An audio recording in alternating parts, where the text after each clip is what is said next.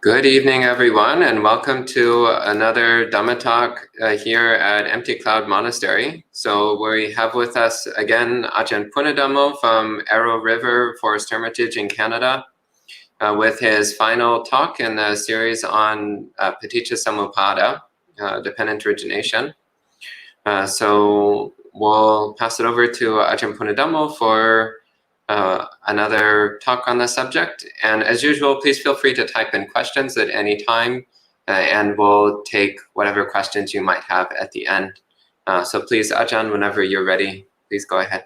Namo tassa bhagavato arahato samma sambuddhassa. Namo tassa bhagavato arahato samma sambuddhassa. Namo tassa bhagavato arahato samma sambuddhassa.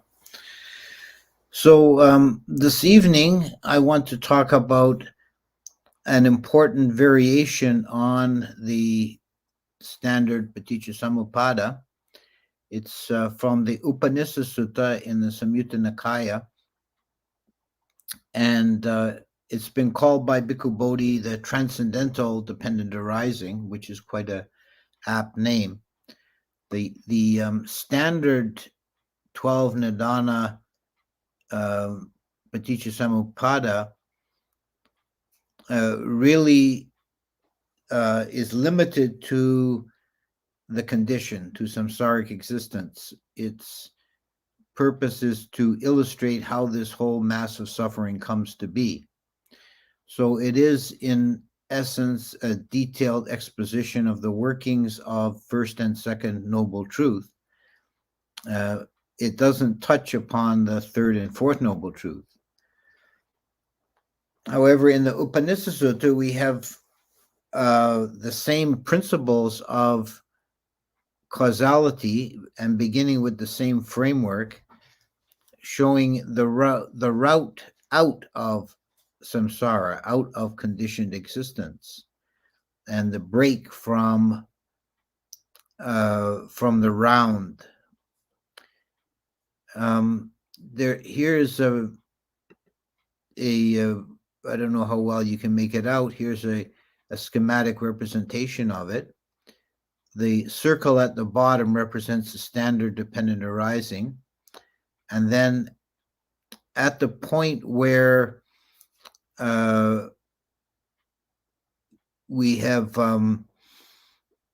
old age and death in the standard formula, here we have it replaced by the more general term dukkha, or suffering. So the cycle is the same up to that point, beginning with ignorance through the other factors, culminating in dukkha. So this again illustrates clearly the sequence of how this whole mass of suffering comes to be. And dukkha here is a general signifier for birth, sickness, old age, and death, or the existential situation of beings in samsara. And if there is no movement out of that cycle, then after death, the person is plunged again into ignorance, and the whole cycle begins again. And one is endlessly reborn to follow around on this wheel, only to end up with old age and death, and again. However, the Buddha did teach the third noble truth. There is an end to suffering, and there is a path out of suffering. And this illustrates the stages leading out of suffering. Now, the first point to notice is that the very first break from the standard cycle is the arising of saddha, faith. And I think this is quite important, that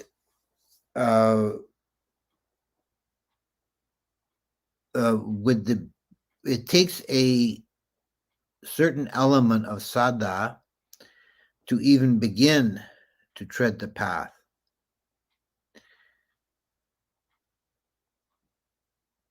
And the element of faith in Buddhism is sometimes not appreciated, but it is very important. Saddha has been compared to a map through the wilderness, or a modern metaphor that I've heard that I think is quite apt is that saddha is like the headlights in your car driving at night, illuminating the path ahead. Of course, faith is made stronger by experience. We're not asked to blindly believe, but to have that leap of faith in that which we have not experienced. If you take the analogy of a map, you might be going on a journey and you pick up a map and you're not sure if it's accurate or not, but you put a certain amount of trust in it, and you start along that road indicated by the map to reach your desired destination. And every time you pass a landmark on the road and it's indicated on the map, then your faith becomes stronger that the rest of the map is going to be accurate as well. So we gain faith in the Buddha's Dhamma in this way. First, there's an initial spark of faith, and it becomes stronger the more we practice and the more we experience the results of practice. And the question can come up, what is it we're really having faith in? And I think if we go back to the formula of the Four Noble Truths, is really the third truth, the truth of the ending of suffering, the truth of nibbana, that requires faith until one has experienced it for themselves. Because the first noble truth you can easily verify by life experience. The second noble truth makes sense to the mind, the rational mind thinking about it. But the third truth, there's really no proof or verification of it until it is experienced. So it has to be taken on faith. Another angle to this, why faith occurs here in the transcendental dependent arising, is because if a being is really plunged into dukkha, if there's great suffering in a being's life, that can have the result of prompting them to seek a spiritual answer, but it also incapacitates them to a great degree, so that it's really no use at that moment talking about higher faculties like mindfulness or samadhi and so forth. It may be that faith is the only spark, the only light that can begin to move a being out of the depth of suffering. First, there has to be faith, and then the rest can follow from there. So when faith arises, the next factor that is naturally engendered is pamoja, or joy or happiness. There are a few different words in Pali that we could translate as happiness. Sukha, piti. Here we have pamoja, which is a rather general term indicating a brightening or a gladdening of the mind. So faith creates this uplift in the spirit, and the person experiences happiness or joy. And this is a natural outcome of the arising of faith. And I think looking at a broader picture, you can see that the effect of faith leading to joy, if you consider some spiritual paths that are very heavily oriented towards devotional practice, the practitioners are often very joyful. Like the bhakti tradition in Hinduism, and even in some Christian orientations, if there's a heavily devotional, faith-based orientation to the spiritual path, and that often leads to a lot of joy. That may not, in some of these other paths, it may not go much further than that. But here we have this path out of samsara, from faith to joy. So the mind is now out of the gross levels of suffering and is experiencing some brightening. So there's some more space and some more movement in the mind. And it's important to remember that happiness is an enlightenment factor. One of the seven bojjhangas is piti. So Buddhism has often got a bad rap, particularly Theravada, I think, has gotten a bad rap for being a kind of gloomy or pessimistic faith. But it's not meant to be. It's meant to be realist. So we look at the harsh side of existence, but we find joy and happiness in the movement, the spiritual movement, the elevation of consciousness, the movement away from grosser states of consciousness is naturally brightening and enlightening to the mind.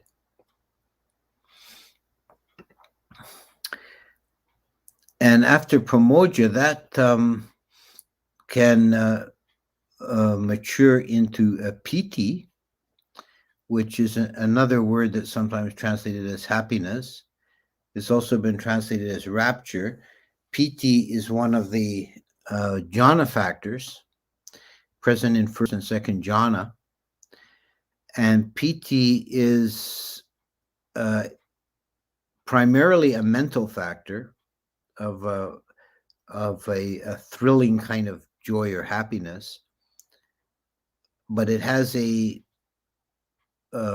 bodily correspondence or correlation. And piti, particularly in the context of jhana, piti is experienced with effects on the body, such as spine rushes or tingles, goosebumps. The highest form of piti is called elevating piti, which is where the body feels so light it feels like you're floating.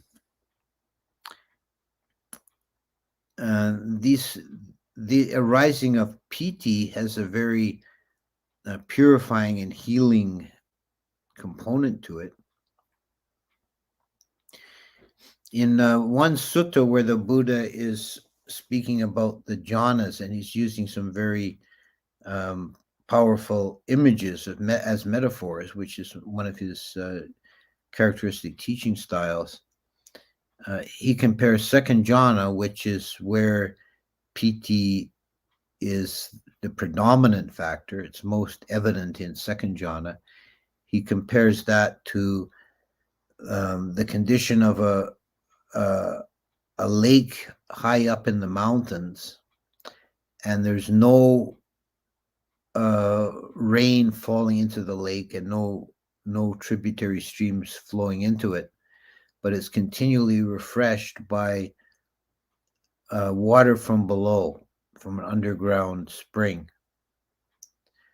So this metaphor is very evocative of the experience of piti, that there's an uprush from below in the being. I think it's piti. If it's not exactly the same, I think it's related to what other traditions call the Kundalini energy. I think it's a very, very parallel or similar. And PT has the effect of purifying, calming, cleansing the body and mind. And this naturally leads to passaddhi, or tranquility. Now, passaddhi is also one of the enlightenment factors, one of the bojjhangas. And it's the factor of peacefulness, of contentment, of a sense of well-being. You know?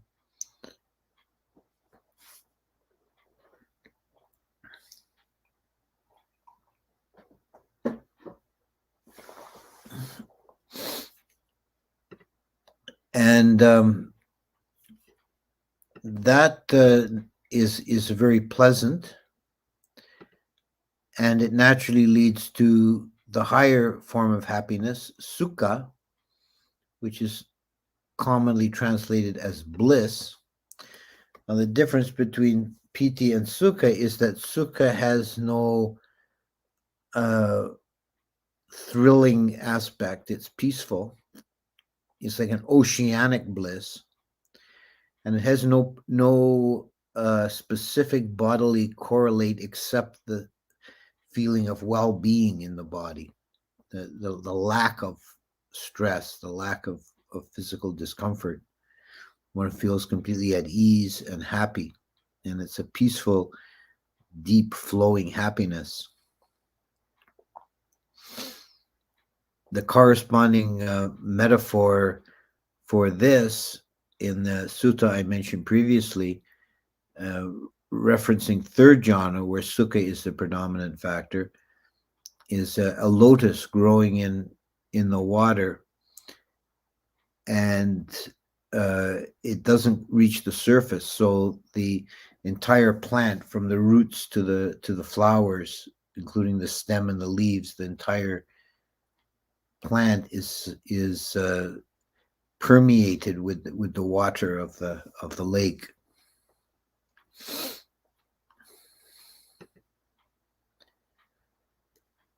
And then this allows the mind to experience samadhi. And this is a very important factor. It's of course, the eighth factor, the final or ultimate factor in the Eightfold Noble Path. Sama samadhi, right? Samadhi.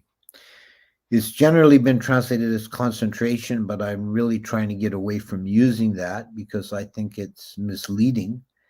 And I've seen how it causes difficulties for meditators when they take that too literally and they strain in their meditation. If you look at the actual texts like the Visuddhimagga, where samadhi is defined as non-wavering, stability or stillness would be a better meaning here. That the mind is still, it's not moving. And it's the opposite of what's sometimes called the monkey mind. Now, we've all experienced that monkey mind where the mind just won't sit still. It jumps from object to object, from fragmented thought form to fragmented thought form in a restless manner. And samadhi is where the mind is completely stable, still, it's not moving. So this is associated with jhana. Jhana is the perfection of samadhi, or the culmination of samadhi. And it's reached by holding the mind still on a single object. And here's where, the difference from the translation as concentration. It's not on a single object. It doesn't mean that the mind is narrowed down onto the object. The mind in jhana is expansive and vast, but it's non-moving.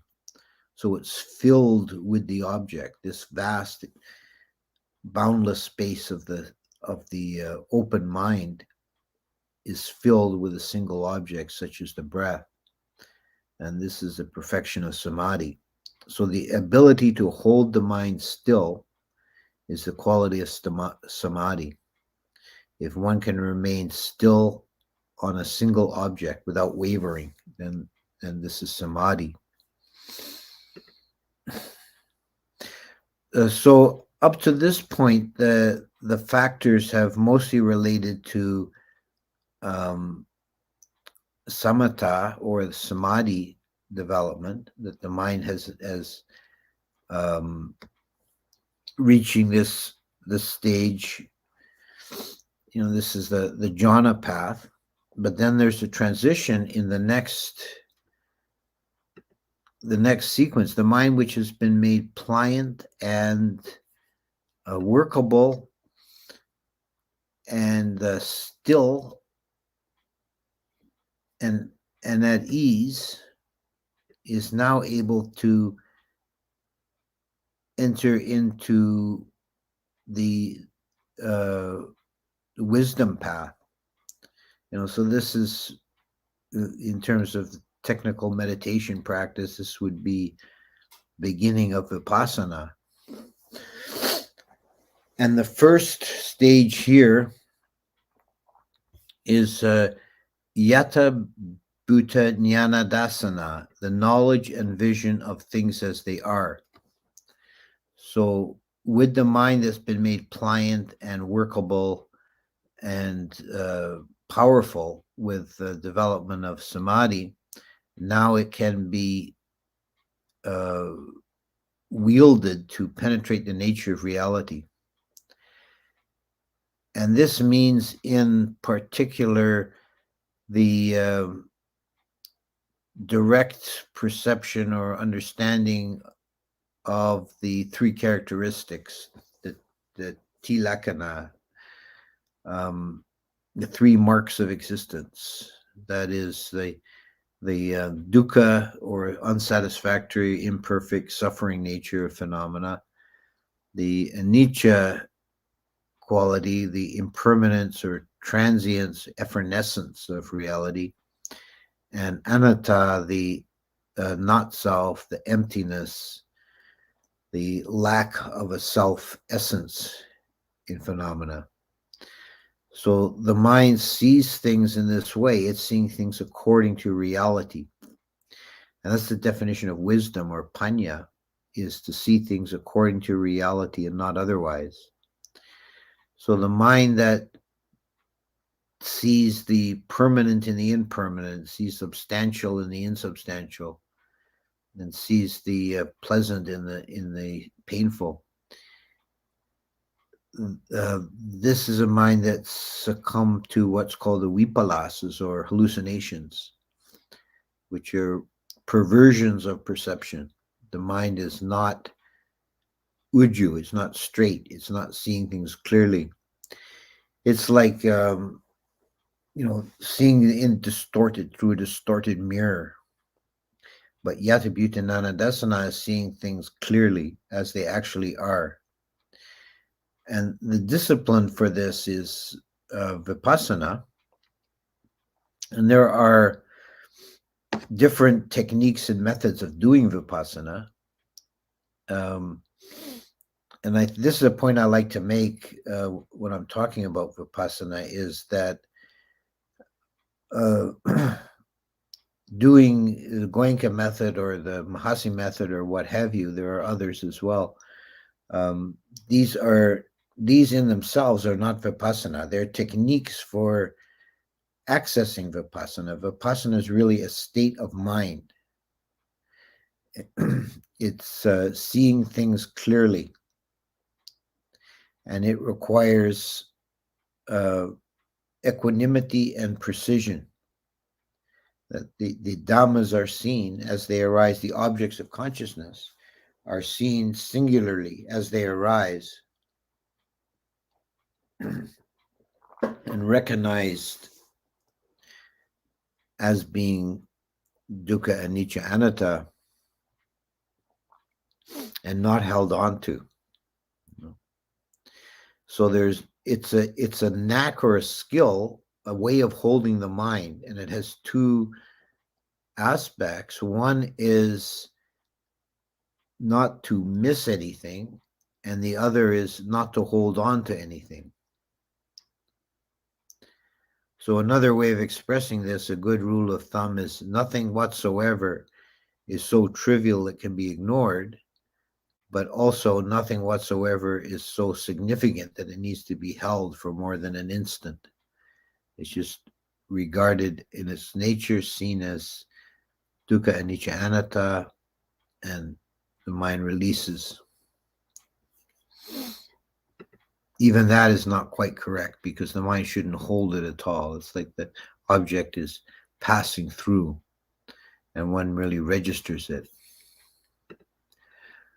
So seeing things as they actually are is also, in this sense, the equivalency of Vipassana, and that leads to the emergence out of samsara. In this sequence from this sutta, the next stage here is nibbida. After one sees things clearly as they are, then nibbita arises. Nibbida is one of those Pali words that has no exact equivalent in English, so it's very difficult. Here, the maker of this diagram has translated as disenchantment, and I think that's really a good placeholder for nibbida. It's not bad. I've also seen it translated as revulsion, which I think is way too strong and has misleading connotations, but I kind of also see where it's coming from. The idea is that before the arising of this factor, the mind is engrossed and caught in the snares of samsara, that this endless stream of objects that we experience in our consciousness, they spin us around, and we're caught by either fear or fascination, and we're jerked here and there to and fro, and the mind is not at peace, it's not free, and it can't possibly see things as they actually are. It's in a confused whirl, and this is because we identify with the objects, we take them too seriously, and we succumb to either fascination with the beautiful objects or fear of the painful objects, and one is constantly pulled one way and the other. But nibbida, which arises from seeing that they're all just dukkha, anicca, anatta, nibbida is the disenchantment. The enchantment is wearing off. Now the mind sees the reality of samsara, and it's no longer wants to be involved with it. So that I can see this is where the idea of revulsion comes in. There's a pulling back. Revulsion is too strong, because it shouldn't be like an antipathy, but a not wanting to get involved. This is just, I don't want this.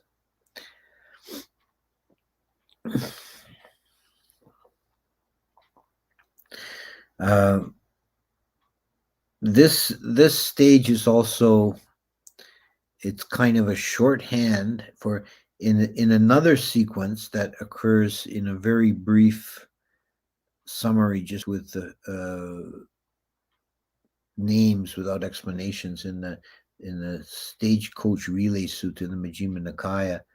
There is a series of stages the mind goes through parallel to this sequence, but with more breakdown and detail in the final stages. And this has been elaborated in the commentaries and down to modern times with the work of Mahasi Sayadaw in the Progress of Insight is a very excellent modern breakdown of It's 8 o'clock. The stages the mind goes through. And the experience of nibbida for the meditator is broken down here into several sub stages. that now I don't remember the exact sequence, but they have names like the knowledge of misery, the knowledge of despair, and this is the mind that has seen the reality of samsara but has not yet seen what is beyond. So this can be a stumbling block for meditators, that the meditator can, and this is where the translation of revulsion can make some sense, that the meditator is appalled at what it's seeing, the nature of samsara. Everything's breaking up, falling away, everything is transient, there's nothing to depend upon, and it can be frightening, and the meditator can shy away and pull back. What's required here is courage. There has to be a kind of a warrior spirit, a dauntlessness of pushing on through to the other side, not retreating back to the near shore, but pushing on through to the far shore.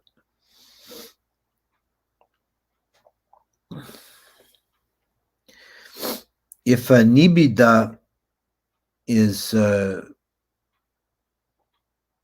experienced and then gone through, it naturally leads to the next stage is viraga, which is dispassion.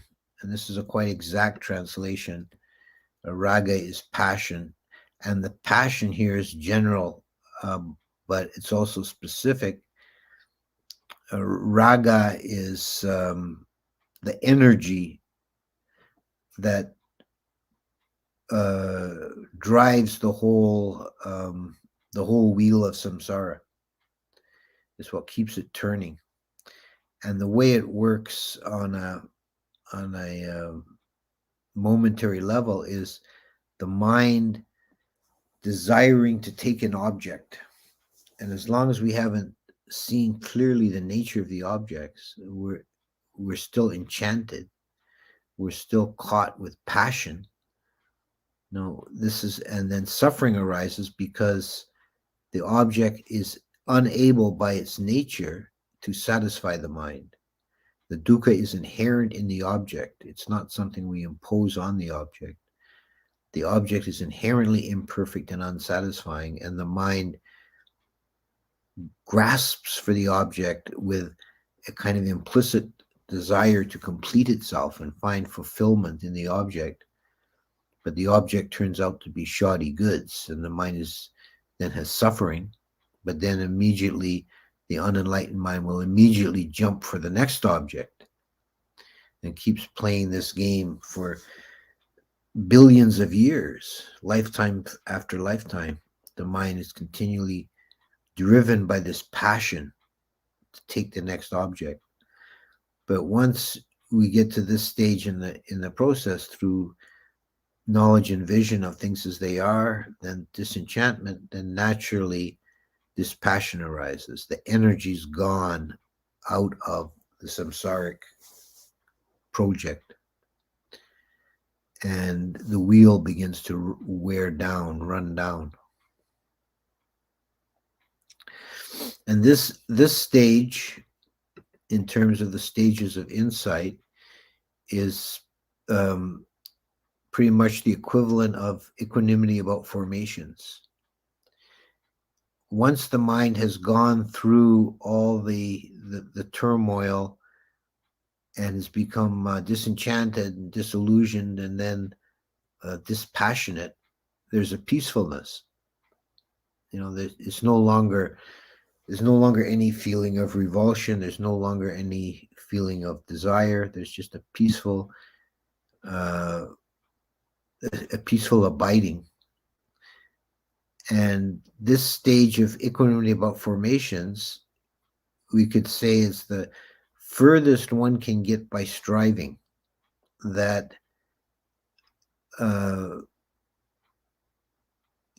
it takes a great deal of effort to get to this stage, but then the effort is really done. There's nothing more to do. You just sit there, and without making any effort, the meditation is perfect. and there might be an emergence from samsara at this point, or there might be a relapse. And it seems, as Mahasi Sayadaw says, and it seems to be borne out by experience, if the meditator can only hold this position for a few hours at most, and then will fall back if emergence does not occur, and then has to re-enter it again and again. So this is a dispassion or viraga. And then when emergence occurs, and this is compared in the Visuddhimagga to the release of the land-finding crow, which is a very powerful metaphor. In ancient times, when sailors were traveling outside the like in the deep sea, beyond the sight of land, they would keep birds, usually crows, in cages on the ship. And if they thought they might be getting close to land, they would release a crow and watch which direction he flew, north, south, east, or west. And if he flew north and then after a while he came back, that means he didn't find any land. But if he went to the east and they waited and he did not come back, that meant he found another shore so they knew there was land to the east. So the mind is like, at this point, is like the ship at sea, and every now and again it sends out the land-finding crow, and it may or may not find the far shore, but eventually it does. And this is the path and fruit.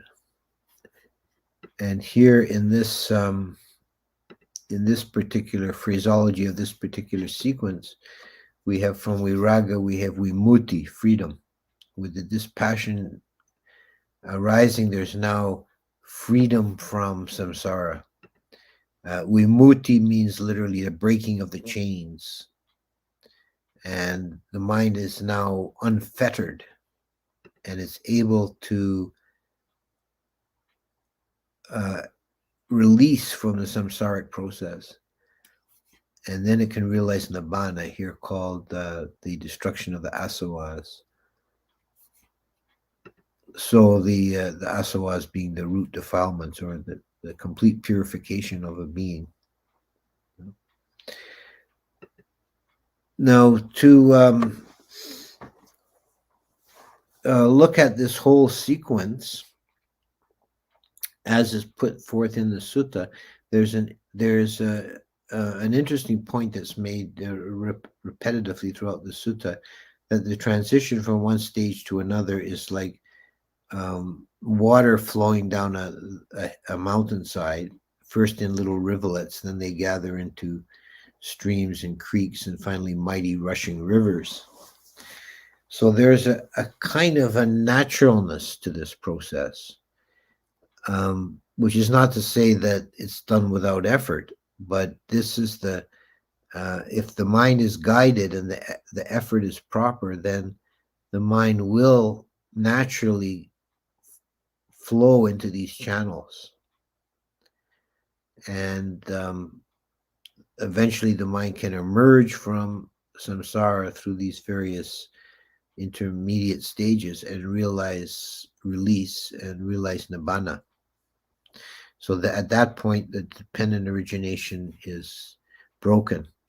The cycle is finished. In nibbana, there's neither cause nor effect.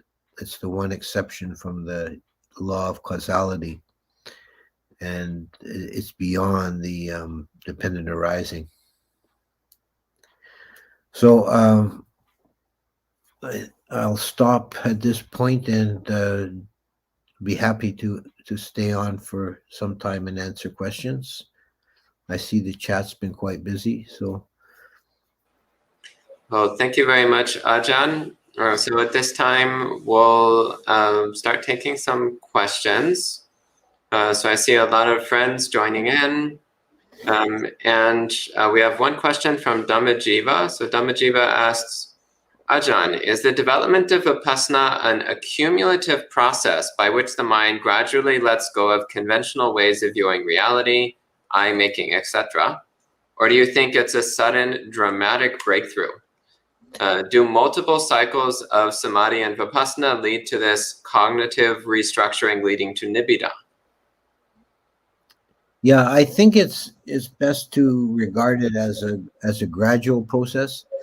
But I've also heard an analogy. Somebody, I can't remember who came up with this, but I think it's quite good. Is that it's like you've got a dam holding up water, and you're digging in the dam with a shovel from your side, and every shovelful is just the same amount of effort. It's a gradual process to dig in, but once you open the dam, the water comes out in a big rush. So there is, it is the gradual work of seeing the nature of reality again and again, and the mind will become more accustomed to that process, and it will feel more and more natural, and it becomes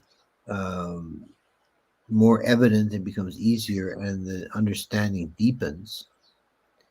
And at some point, it does reach that transcendent level, and the water comes rushing out all at once. Okay, and next, Anita asks, what suggestions would you have for a practice to get past disenchantment and continue and not slip back? I think that the key is determination and courage. That you have to face it down. It's like all the legends and fairy stories, mythologies about the ogre or the dragon guarding the bridge. You have to face it down and pass. If you keep chickening out and running back, you don't get across. You don't see the other side. You have to just sit through it, and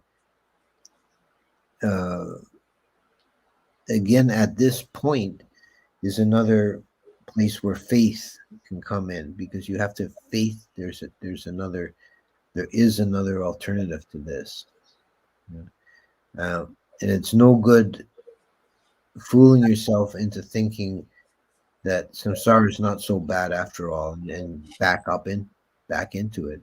I just keep pushing forward. And Kumu similarly asks, how does one walk the fine line between Nibbida and living joyfully as a layperson? Can they both occur together, or are they mutually exclusive? Is Nibbida experienced only in meditation? I think with wisdom, you don't have to. Nibbida is not the same thing as falling into despair or hopelessness. You can have a joy in the moment, but with the wisdom and understanding that this joy is transitory and it's not perfect. And it actually has a kind of a paradoxical way of making the good moments better in a way, because you're not expecting them to be perfect, and you're not expecting them to be permanent. You can just be present with this moment, and then when it's gone, you don't feel loss or grief. You just carry on.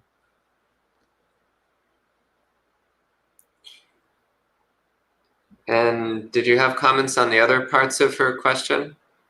I think I pretty well did. I mean, it can. Nibbida is something you can only really experience it in, I think, in depth in meditation, but it's something you experience in ordinary life, carrying on just by seeing, just accepting that this is as it is, it's not perfect. It's not lasting.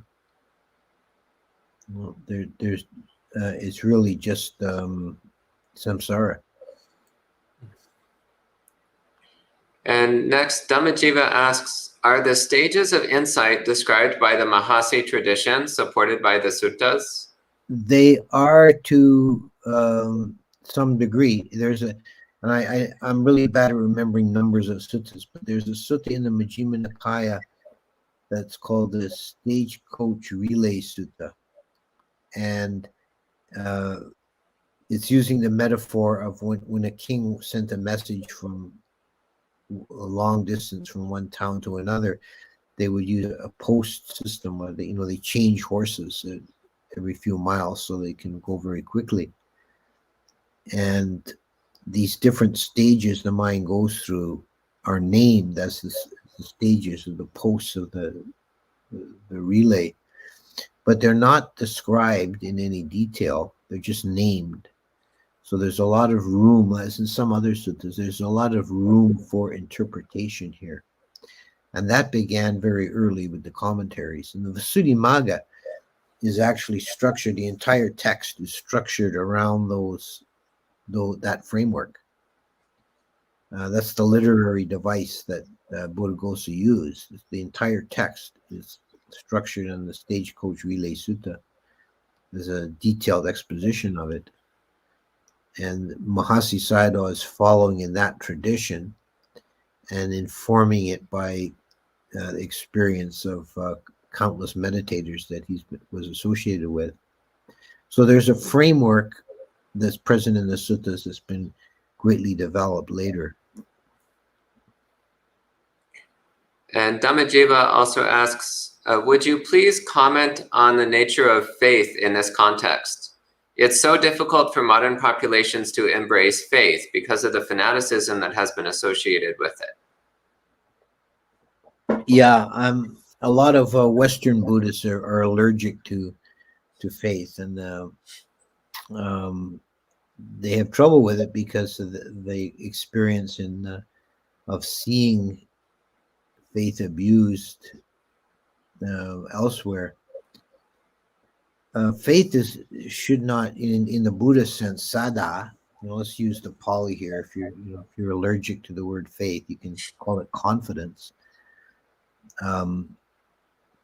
Sada is not should not or actually cannot lead to fanaticism. If anybody gets fanatic about it, they don't have sada. That's wrong view, a dogmatic clinging to views. Sada is an impulse in the mind to move forward, and it takes there are elements you have to take on faith. You have to take nibbana on faith. It cannot, until you experience it for yourself, it cannot be proven to you. There's no way it's subject to any rational discourse.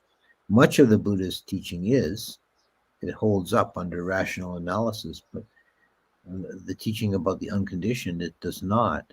It's only approachable by faith until it's actually experienced. So it's a necessary element, but it should be a kind of an open faith, not dogmatically clinging to definitions. That's choking the life out of it.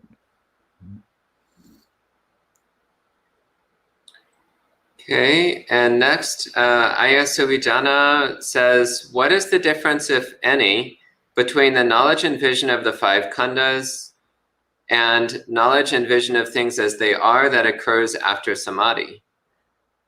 Well, they're actually the two different angles on the same thing, and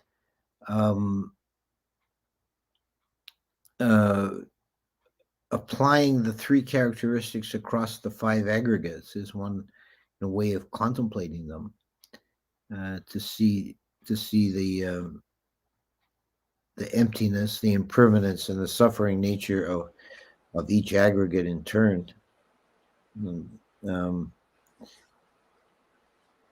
The whole purpose of the analysis into 5 aggregates was by the Buddha was to provide a structure or a framework, a model for understanding the psychophysical organism without reference to a self. So point out emptiness, but it also works with the other 2 characteristics as well. Okay, and that's the end of the questions. So I think we're coming to the conclusion of our session, and therefore the conclusion of our series on Paticca Samuppada with Ajahn Punnadhammo. So thank you again, Ajahn, for this series, and we look forward to your next series of Dhamma talks, so hopefully coming soon. Otherwise, please keep an eye on our upcoming talks. Oh, we have one more question from Dhammajiva. So Dhammajiva asks a question. Ajahn, would you please comment on when the Buddha says it's only suffering that arises and ceases? I think he's referring to the Kachana Gota Sutta, so I know exactly the line he's referring to. When describing bhava and ending of bhava.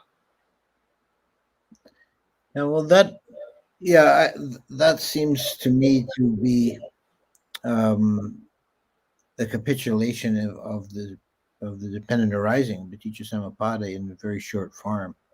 That coming into being is suffering, and suffering is coming into being, and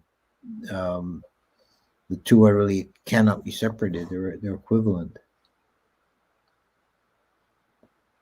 Okay, thank you, Ajahn.